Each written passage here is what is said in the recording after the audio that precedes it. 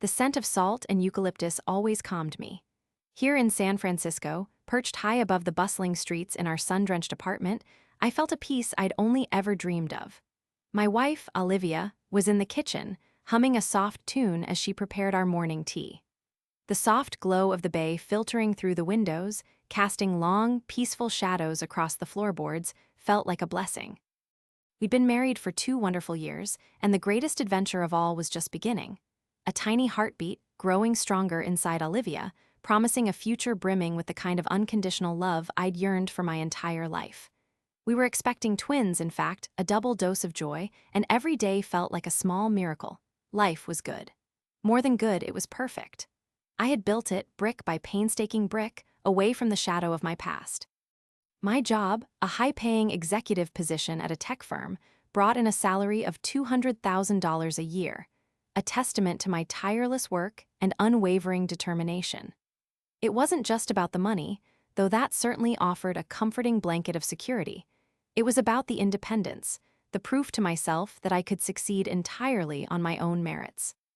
But even the most perfectly constructed life can have cracks, and mine began to show when the past decided it wasn't quite done with me. It started with a text message, an innocuous string of words from a number I hadn't seen in years. "Evelyn, your mother and I heard about your new job. We're so proud. Please call us." My hand trembled as I read it, a cold knot tightening in my stomach. The pride felt like a bitter joke, a cruel twist of the knife. They hadn't been proud when I graduated college with honors, or when I landed my first entry-level job in the city, or when I struggled through the lean years, working 3 jobs just to keep a roof over my head. No, their pride only seemed to activate when it stood to benefit them. I remembered the exact moment my world shifted on its axis, the moment the core of my existence felt irrevocably broken. I was 7 years old, a skinny, awkward girl who adored her father. He was the one bright spot, the one who sometimes sneaked me an extra cookie or read me an extra story. One afternoon, while my mother was out, I sat on his lap, tracing the lines on his hand. "Dad," I'd asked with the innocent curiosity of a child, "what were the first words Mom said when I was born?" He hesitated, his eyes flickered away, a flicker of something I couldn't quite name then, but recognized as shame now. "She said," he began, his voice barely a whisper, "why is it not a girl?" The words hung in the air, heavy and suffocating. I didn't understand them fully at 7, but I understood enough. I understood the disappointment, the rejection, the feeling of not being wanted. It was a wound that never truly healed, festering beneath the surface. 2 years later, when my younger sister, Chloe, was born, that wound was ripped wide open. I remembered my mother, fresh from the delivery room, still pale and weak, her face streaked with tears, but those weren't tears of pain. They were tears of joy, absolute, unadulterated joy. She was cheering, literally cheering in her exhaustion. "It's a girl, it's a girl," she'd shrieked, her voice echoing down the hospital hallway. All for Chloe. My heart, already bruised, shattered into a million tiny pieces that day. I knew, with a certainty that only a child can possess, that I was not loved in the same way. Not anymore. Maybe not ever. From that day forward, Chloe became the sun around which our family orbited. Every spare penny, every moment of attention, every fleeting desire of hers was met with an eagerness that left me feeling invisible. Chloe needed new jewelry. It was bought. A brand new phone, the latest model before anyone else in her class had it, handed to her on a silver platter. The newest video game console, delivered with a beaming smile. Meanwhile, I saved my allowance, got a paper route when I was old enough, and worked odd jobs after school just to buy my own textbooks, my own clothes, my own simple electronics. I never asked for anything because I knew the answer, or rather, the lack of an answer, would hurt more than the deprivation itself. And if by some miracle I acquired something, through saving or a thoughtful gift from a distant relative, and Chloe decided she wanted it, it was as good as hers. I remembered my first proper bicycle, a beautiful blue mountain bike I'd saved for 2 years to buy.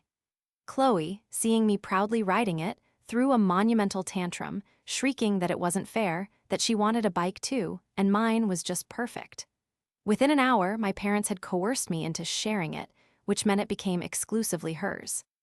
I watched from the window as she rode it around the neighborhood, a bitter taste in my mouth, the memory a stark reminder of their constant disregard for my feelings, my efforts, my very existence. I didn't reply to the text message. I deleted it, then blocked the number. For a few days, I thought that was the end of it. I immersed myself in work, in planning nursery colors with Olivia, in dreaming of tiny fingers and toes. But then the emails started. Polite, then increasingly insistent. "Evelyn, we're worried you haven't responded. We just want to reconnect. Family is important." They'd somehow found my professional email address. I marked them as spam, forwarding them directly to the junk folder. Their persistence was an irritation, like a buzzing fly, but still distant enough to ignore. Then came the phone calls to my work line. My assistant, a sweet, efficient woman named Sarah, handled them professionally. "Ms. Hayes, a Mr. and Mrs. Davies are calling for you. They say they're your parents." My stomach plummeted. They were trying to breach the walls I had so painstakingly built around my professional life, my sanctuary. "Please tell them I'm in a meeting and will be for the foreseeable future," I instructed, my voice flat. Sarah, sensing the tension, simply nodded. "Understood, Ms. Hayes." They called back day after day, sometimes multiple times a day. It was relentless. The irritation began to morph into something darker, a creeping anxiety, a feeling of being hunted. Olivia noticed my increasing distraction. "Everything all right, Ev?" she'd ask, her brow furrowed with concern. I tried to brush it off to protect her from the ugliness, but she was too perceptive. Eventually, I broke down and told her everything, the whole sordid history, the years of neglect, the constant favoritism, and now, their opportunistic resurgence. Olivia listened, her hand gently stroking my arm, her eyes filled with a fierce protectiveness. "They want something from you, Ev," she said, her voice firm. "They always have." She was right. Their sudden interest wasn't born of love but of calculation. They'd heard through some family grapevine about my success, about the $200,000 salary, and suddenly their long-lost daughter was a valuable asset worth reclaiming. The attempts to contact me escalated. Letters arrived at my apartment, thick envelopes filled with flowery prose about how much they missed me, how they'd made mistakes, how family should always stick together. They even included old photographs, pictures of me as a child, forced smiles, posed alongside Chloe, who always looked perfectly content. Each photo felt like a lie. They were desperate, and their desperation was making them bolder, more brazen.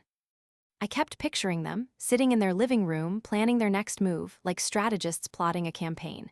It made my skin crawl. One afternoon, I was walking home from work, enjoying the crisp San Francisco air, when I saw a familiar car parked across the street from my building. My mother was sitting in the passenger seat, my father behind the wheel. They hadn't seen me yet, their eyes scanning the entrance to my building. My breath hitched. They were here, physically here, on my street, invading my space. A wave of nausea washed over me. I ducked into a small coffee shop, heart pounding, and called Olivia. "They're here," I whispered, barely audible. "They're outside the apartment." Olivia's voice was instantly calm, reassuring. "Stay where you are, I'm calling building security. I'll be down in 5 minutes." It felt like an eternity. I watched through the coffee shop window as they eventually spotted me. My mother's eyes, wide with what she likely thought was maternal concern, locked onto mine. She started to get out of the car. I froze, a primal fear seizing me. This was it. This was the moment they would confront me in public, force a scene, drag me back into their twisted narrative. I felt like that 7-year-old girl again, small and insignificant, waiting for the inevitable disappointment. The thought of them infecting my beautiful life with their toxicity, of them potentially meeting Olivia, made my blood run cold. This was my lowest point. All the years of building, of healing, felt threatened, as if a single wrong move could crumble everything. I felt a surge of despair, a profound weariness. Was I ever truly free of them? Would I forever be tethered to their past neglect, always looking over my shoulder? Just as my mother took a step towards the coffee shop, Olivia appeared, emerging from our building with a security guard by her side. She saw me, offered a small, reassuring smile, and then turned her attention to my parents. The security guard, a large, imposing man, stepped forward, his presence immediately stopping my mother in her tracks. Olivia, with an air of calm authority I deeply admired, spoke to them, her voice low but firm. I couldn't hear the words, but I saw my parents' faces drop, their expressions shifting from hopeful anticipation to wounded indignation. My mother threw a resentful glance towards me in the coffee shop window, as if I had orchestrated their public humiliation. Then, slowly, reluctantly, they got back in their car and drove away. Olivia walked into the coffee shop, her face still composed. "They're gone, Ev," she said, wrapping me in a tight hug. Security has a photo of their car and a note to deny them entry if they ever return. They won't bother you here again. But the incident had shaken me to my core. It wasn't just about security measures, it was about the emotional boundaries. They clearly had no respect for them. I couldn't live with this constant fear, this feeling of being pursued. I needed to cut them off completely and irrevocably, not just for my peace of mind, but for the future of my burgeoning family. I wouldn't let them pollute the lives of my children with their manipulative love. That night, lying in bed, I formulated my final plan. This wasn't about revenge in the petty sense. It was about reclaiming my narrative, asserting my boundaries, and finding true freedom. The next morning, I sent a carefully worded email, not from my work address but from a personal account, ensuring it could not be dismissed as a corporate formality. I copied my sister, Chloe, on it. This was the final attempt. The climax. The subject line was simply, "Regarding your recent contact." I took a deep breath before I typed, my fingers hovering over the keyboard. Every word was chosen with precision, every sentence imbued with the weight of years of silent pain. "Dear Mother and Father," I began, my voice clear in my mind as I typed, as if I were speaking directly to them. "I am writing to you one final time regarding your attempts to reconnect. I understand you may believe your intentions are pure, but the reality of our relationship and my childhood tells a very different story." I paused, picturing their faces as they read it. I continued, "When I was 7 years old, Dad told me the first words Mom said when I was born were, 'Why is it not a girl?' Those words, and the actions that followed, defined my early life. When Chloe was born, I witnessed the outpouring of joy and attention you never afforded me. While Chloe was showered with new jewelry, new phones, and electronics, I was left to earn every single thing I ever owned. Any possession I managed to acquire that Chloe wanted, she complained until she got it, and you always ensured she did. There was no love, no attention, no support for me. Only a stark demonstration of favoritism that left me feeling unloved and unwanted. I wrote about the struggle, the years of hard work, the sacrifices I made to build a life for myself, entirely independently. I worked tirelessly, paid for my own education, and built my career from the ground up, with no financial or emotional assistance from either of you. My current success, earning $200,000 a year, is a result of my own efforts, my own resilience, and my own determination. It has absolutely nothing to do with you. The fact that you only now show interest, after hearing about my professional achievements through family, speaks volumes about the true nature of your love. It is not love, it is opportunism. Then came the definitive part, the release. You recently told me you loved me and wanted me back. I gladly rejected you then, and I reject you now. I have built a life for myself here in San Francisco, a life filled with genuine love, respect, and happiness. I have a beautiful wife, Olivia, and we are expecting children soon. This life, this family, is my sanctuary, and it will not be tainted by the negativity and manipulation that define my past with you. I concluded, this is not an invitation for discussion or debate. This is a final statement. I will not be responding to any further contact from either of you. I wish you well, but my life and the life of my new family will proceed without your involvement. Please respect my decision and cease all attempts to contact me, my wife, or my workplace. Any further attempts will be met with legal action to ensure our peace and privacy." I clicked send. My hand didn't tremble this time. Instead, a profound sense of calm settled over me. It was done. The truth, stark and unvarnished, was out there. For the first time, I felt truly free. The silence that followed was deafening and glorious. No more texts, no more emails, no more calls to my office, no more surprise visits. They understood.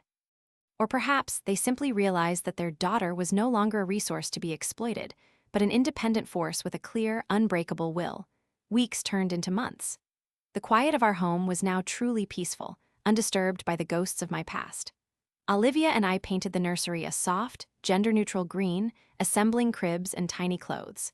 Every kick, every flutter within Olivia's belly filled me with an overwhelming sense of wonder and hope.